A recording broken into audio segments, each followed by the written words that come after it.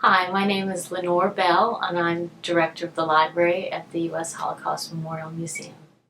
Today I'm talking about a Passover Haggadah in our library's collection known as the Survivors Haggadah, created by Holocaust survivors for Holocaust survivors. The text and intricate borders are credited to Yosef Dov Scheinson, a Hebrew teacher and Zionist from Lithuania who survived the war as a slave laborer. Abraham Klausner, an influential American Jewish chaplain stationed in Munich, was planning to conduct Passover Seders for survivors at the first Passover after liberation. He discovered this Haggadah and secured U.S. Army support for republishing it. The cover of the Haggadah has the insignia of the U.S. Third Army, the occupying force in southern Germany. So the cover was added by Rabbi Klausner as a way of acknowledging the U.S. Army's support. The Hebrew title of the Haggadah is Musaf LaHaggadah Shel Pesach, which means supplement to the Passover Haggadah. I believe that the editor of the Haggadah wanted to convey that this is not a traditional Passover Haggadah text, but rather an adaptation. It's an adaptation that draws on the parallels between the biblical Exodus story and the experiences of the Holocaust survivors. Another addition to the Haggadah that Rabbi Klausner contributed is a very patriotic introduction in English, which recognizes the role played by the Allied forces in rescuing and liberating the Jewish people. Rabbi Klausner anticipated what the attendees of the Seder might experience and recorded that in the introduction. Scheinson focuses on parallels.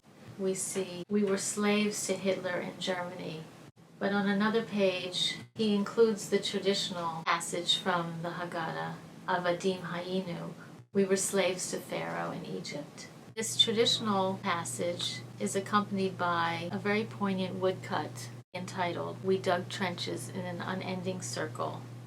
This woodcut is part of a portfolio produced by Miklos Adler, a Hungarian survivor of an Austrian work camp. On this page, we see an illustration by Scheinson and a quote from the traditional Haggadah text, beginning with an enlarged Hebrew letter Bet, reminiscent of illuminated manuscripts. Within the letter, we see a juxtaposition of the pyramids in ancient Egypt and the barbed wire of the concentration camp. The quote is B'chol dor v'dor, in every generation, one must see oneself as if he or she personally went out from Egypt. This passage is really the embodiment of the Seder experience. By participating in the rituals of the Seder, by reading the text, one transmits the lessons of the Seder and of the Passover festival to the next generation. In the Haggadah's final woodcut, smoke is seen curling up from tall chimneys, becoming the disembodied heads of an elderly couple and a child.